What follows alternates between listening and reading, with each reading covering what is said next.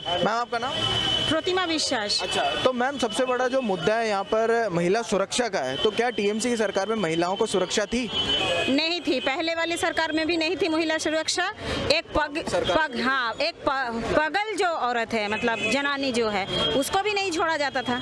अभी तो बच्चे में उतर आए। अच्छा, बच्चे में उतर? हाँ, 8 महीने के बच्चे से लेके 10 साल तक बच्चे को भी नहीं छोड़ा जाता है। नहीं छोड़ा जाता। तो हाँ। क्या लगता है, अगर यहाँ पर बीजेपी की सरकार आती है तो क्या महिला सुरक्षा होगी यहाँ पर? हमको तो लगता है होगी, क्योंकि ये तो सरकार जो है, पुलिस कमीशन जो है, पुलिस मंत्री जो है वो अपने ही है। हाँ, निजेई पुलिस कमीशन है। ताहले यदि निजेई पुलिस कमीशन থাকে তাহলে উনি যা বলবেন वो जो बोलना चाहेगी वही सुनेगी ना। तो प्रशासन का काम नहीं करने दे रहे हैं। हाँ, अच्छा, ऐसा भी देखा गया कि यहाँ पर लोगों के अंदर कहीं ना कहीं थोड़ा सा डर है, वो बीजेपी को सपोर्ट करते हैं लेकिन बोल नहीं पा रहे हैं खुल के बोल रहे। हाँ, बोलने से तो हमला हो जाएगा। अच्छा, हमला हो जाता है। अभी देखिएगा, एक औरत के पीछे 70 से 80 लोग उनका जुट के उसको मारने के लिए दौड़ते हैं। मारने के लिए एक औरत को? हाँ, एक औरत को। वो क्या टीएमसी के गुंडे थे? हाँ, टीएमसी के पाले हुए गुंडे हैं।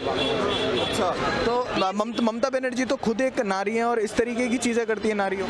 हाँ, इस तरीके की चीजें की, क्योंकि देखिए सच बोलने वालों को तो मतलब पत्थर मिलता है इधर। हाँ, जब 30 साल जो हमारा गवर्नमेंट था, आपको मतलब याद होगा, राइटर्स बिल्डिंग से उसको भगाया गया था। उसके सर पे वही इसी मीटिंग में बोला था ना, नंदीग्राम, ये जब मीटिंग में जाते थे बोले 46 का स्टिच, हाँ, तो 46 का ही स्टिच उसका सर में है।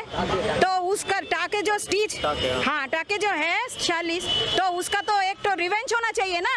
हाँ, तो रिवेंज ही हम लोगों के ऊपर ले रहा है।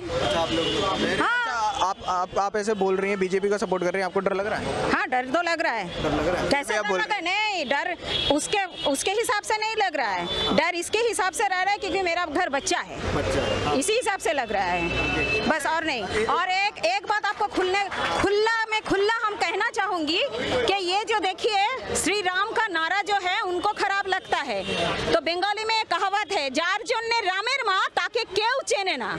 मतलब भी बता दीजिए। मतलब भी ये है कि राम जिस औरत से जन्म लिया है, उसका जो नानी माँ है उसका नाम नहीं है, उसको कोई पहचानता नहीं है। तो जार जोन्ने रामेर माँ ताके केउ চেনে না। তাহলে আসুন আমরা আরেকটা কথা বলি। এই যে রাম যিনি আছেন, উনি কি করেছিলেন? অকাল বোধন করেছিলেন মা দুর্গার। উনি মা দুর্গা বলে চেঁচাচ্ছেন, অকাল বোধন কে করেছে? राम जी করেছে। अकाल बोधन जो है वो राम जी ने किया है। हम लोग जो बंगाली में दुर्गा माता का पूजन करते हैं, वो राम का किया हुआ है। राम को नहीं पूजेंगे, दुर्गा माता को पूजेंगे। अच्छा, एक और सवाल है कि वो बाहरी और अंदर वाली जो चीजें वो करती है कि यहाँ पर सत्ता पे कोई बाहरी लोग नहीं आ सकते, ऐसी बातें बोलती है ममता बनर्जी। क्या बोले, हम तो है इंडियन, ठहरे इंडियन। बाहर मतलब क्या है, यही तो मुझे समझ में नहीं आ रहा है। वो बाहर किसको बोल रहा है, अंदर किसको बोल रहा है? वो जो वोटिंग पे खड़ा है वही तो बाहर का वोटिंग में खड़ा है। तो इस बार हाँ, ये जो मोतुआ संप्रदाय है वो तो बांग्लादेशी है। तो बांग्लादेशी घुसपैठी सब दुनिया भर का आते हैं। राजारहाट में जाइए, दुनिया भर का आपका वो घर का जो सर्वेंट लोग है बाहर से आते हैं, वो घर का काम करता है, उसको लेकर वोटिंग लाइन पे खड़ा कर देता है 100 रुपया के लिए। जब सत्ता में नीति दी थी तब तो ये बोलती थी हम जितने भी यहाँ के बाहरी लोग हैं उनको निकाल के फेंक डालेंगे। आप कहाँ कर रहे हैं? वो तो झूठ बोली थी, तो प्रूफ दैट हो गया। तब बोला गया था ऐसे ही 10 साल बोला गया है। अभी भी वही बोला जा रहा है। अभी भी देखिए ना, नाटक कितना करता है, मंच में उठ के पैर दिखा के नाटक कर रहा है। फायदा होगा क्या? फायदा होगा? वो जनता तो जनार्दन है भैया, जनता जनार्दन है। अगर उसका वो जो झूठ बात है उसको छोड़ के वो बोल रहा है हाथा खूंटी ये सब लिखे लड़ पड़ो मार पड़ो। अरे किसके ऊपर? अपने ऊपर मर पड़े, लड़ पड़े। अच्छा, एक आखिरी सवाल, इस बार नंदीग्राम से शुभेंदु अधिकारी और ममता बनर्जी आमने सामने, क्या लगता है? लगता है शुभेंदु जी लीड करेंगे, क्योंकि उसका वो घर है और वो बाहर वाली है। उसी का ताश उसी पे ही फेंका जा रहा है। अच्छा, भवानीपुर से क्यों नहीं लड़ रही इस बार कौन? ममता बनर्जी क्यों नहीं लड़ी इस बार? भवानीपुर में उसको जगह नहीं मिलेगा। हाँ, वो उसका तो भवानीपुर तो उसका तो बाहर वाली है, और वो इतना सिंडिकेट किया हुआ है। हाँ, सब दुनिया भर का लोगों का सब क्या बोलते मिलता, मकान तोड़ फोड़ के तो सिंडिकेट बना दिया है। हाँ। बहुत बहुत शुक्रिया मैम। क्या लगता है इस बार 2019 में हाफ और 2021 में साफ, ऐसा बोला गया है नरेंद्र मोदी जी द्वारा, होगा क्या ऐसा? जी राइट, पूरा 100% होगा। तो टीएमसी ने कोई काम नहीं करा क्या यहाँ पर? टीएमसी में अगर काम करता तो दीदी को ना हिंदू मुस्लिम करने की जरूरत पड़ता, और ना ही टांग तुड़वाने की जरूरत पड़ता, और ना ही व्हील चेयर पर आना पड़ता उनको। ठीक है, दीदी ने ऐसा बहुत कुछ किया है जो कि यहाँ की जनता बहुत नाखुश है पूरा। ठीक है, और आने वाले टाइम में भारतीय जनता पार्टी की सरकार बनेगी, वो पूरे बहुमत से बनेगी। हमने देखा कि यहाँ पर कहीं ना कहीं एक डर का माहौल है। हम लोगों से पूछने जाते हैं, अगर वो बीजेपी को सपोर्ट करता है, बीजेपी को वोट देना चाहता है, तो वो खुलकर सामने नहीं आता है। क्या ऐसी सच बात है? देखिए, सबसे बड़ी बात कि दीदी सबके मन में डर बना चुकी है। अभी परसों दिन ही हमारे कार्यकर्ताओं के ऊपर में हमला होता है और उनको आर्म केस दिया जाता है। अगर आर्म केस होता है, ठीक है, अगर भारतीय जनता पार्टी अगर बंदूक लेकर चल रही है, गोली लेकर चल रही है ना, तो दीदी को कब का उखाड़ के फेंक देती है। लेकिन ये भारतीय जनता पार्टी की एक कल्चर नहीं है। ठीक है, ये दीदी झूठा केस में हम लोग कार्यकर्ताओं को फंसाई हुई है, आर्म केस देके, जो कि निजी हम अपने आंख से खुद देखे हैं कि जो कि वो खुद लेके आए हुए थे, और केस हम लोग के ऊपर में डाला गया है। क्या लगता है इस बार कहीं ना कहीं हमने एक और चीज़ देखी है कि दीदी ने जो व्हील चेयर में एक दिन में पहले प्लास्टर होता है, फिर प्लास्टर से एक दिन में वो गर्म पट्टी पे आ जाती है। देखिए, तो क्या उस चीज़ का फायदा होगा उन्हें? उस चीज़ का फायदा नहीं होगा, क्योंकि जनता भी जानती है और जनता पूरी तरह से समझ चुकी है कि दीदी का अगला ऑप्शन क्या है। अभी तो आज पैर तुड़वाई हैं, कल कुछ और करेंगी। ठीक है, ठीक इसी तरह दीदी जो आज कर रही हैं, इनको कोई फायदा होने वाला नहीं है, और आगे चल के उनको नुकसान ही होगा। न उनको काली पूजा करना पड़ेगा, न दुर्गा पूजा करना पड़ेगा। ठीक है, वो आए दिन कुछ बोलती है मैं हिंदू हूँ, हमसे कोई हिंदी जानता नहीं है। अरे दीदी, आप यदि हिंदू होती तो आपको बोलने का जरूरत ही नहीं पड़ता।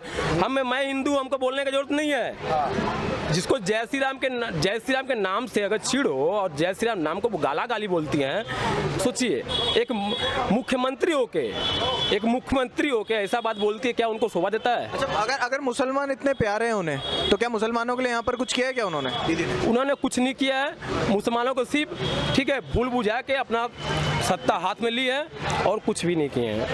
अच्छा, यहाँ पर दीदी एक और बात बोलती हैं कि यहाँ पर बाहरी लोग सत्ता में नहीं आ सकते, कि जो बाहर से आए वो सत्ता में नहीं आ सकते, और यहाँ पर सिर्फ और सिर्फ बंगालियों का ही राज ही रहेगा। इस पर आप क्या कहना चाहेंगे? देखिए, कुछ दिन पहले दीदी बोलती हैं कि यहाँ पर कोई बाहरी नहीं है, सब अपना है। ठीक है, कुछ दिन पहले, इसके पहले भी बोली थी, 2 साल पहले भी दीदी कि यहाँ पे सब लोग बाहरी हैं और मेरे क्या बोलते हैं रिश्तेदार जैसे हैं। क्या ये शोभा देता है एक मुख्यमंत्री होने के नाते उनको? तो दीदी आए दिन यानी कि मतलब कि बोलते हैं ना, भोजपुरी में तो कहावत है, खिसियाई बिल्ली खम्मा नोचे। तो ठीक है, वो कुछ ना कुछ उल्टा सीधा करते जा रही हैं, और पाप का घड़ा भर चुका है। ठीक है, अब पाप का जब घड़ा भर जाता है तो उनका समाप्ति निश्चय ही है। चलिए, बहुत बहुत शुक्रिया। दीदी और शुभेंदु अधिकारी नंदीग्राम से एक साथ लड़ रहे हैं, क्या कहेंगे आप उसमें? भाई डर तो लग रहा है, दीदी को तो डर लग रहा है, इसलिए उनको मतलब कि नाटक करना पड़ रहा है। और ये सरकार आई थी नाटक को ही लेके, और नाटक को ही लेके ये खत्म हो जाएगी। खेला होबे यहाँ के लोगों के संग, जान प्राण के संग में हमारे 140 कार्यकर्ता करीब शहीद हो गए हैं। इस तरीके का खेला बंगाल का जनमानस स्वीकार नहीं करेगा। बहुत बड़ा मुद्दा है महिला सुरक्षा का, तो क्या टीएमसी की सरकार में महिलाओं की सुरक्षा थी? नहीं, बिल्कुल नहीं थी। एक आपको मतलब कि 4 फरवरी की मैं घटना बताता हूँ। 4 फरवरी जोड़ा बागान में एक दुर्घटना हुई थी खुशी साहू की, जिसमें कि एक 9 साल की बच्ची का रेप करके मर्डर कर दिया गया था, और उसको भी गलत तरीके से दिखाया गया कि एक राम कुमार के नाम के आदमी ने उसका बलात्कार किया और उसकी हत्या की, जो कि बाद में पता चलता है कि मोहम्मद हलीम के नाम से वो आदमी था। और इस तरीके के तथ्यों को छुपाया जाना दुर्भाग्यजनक है, जो कि हमारे सुरक्षा के लिए खतरनाक होगा। और कहीं पे लोग अगर रोहिंग्या को प्रश्रय दे रहे हैं, ये हमारी आंतरिक सुरक्षा के लिए बहुत ही खतरनाक होगा।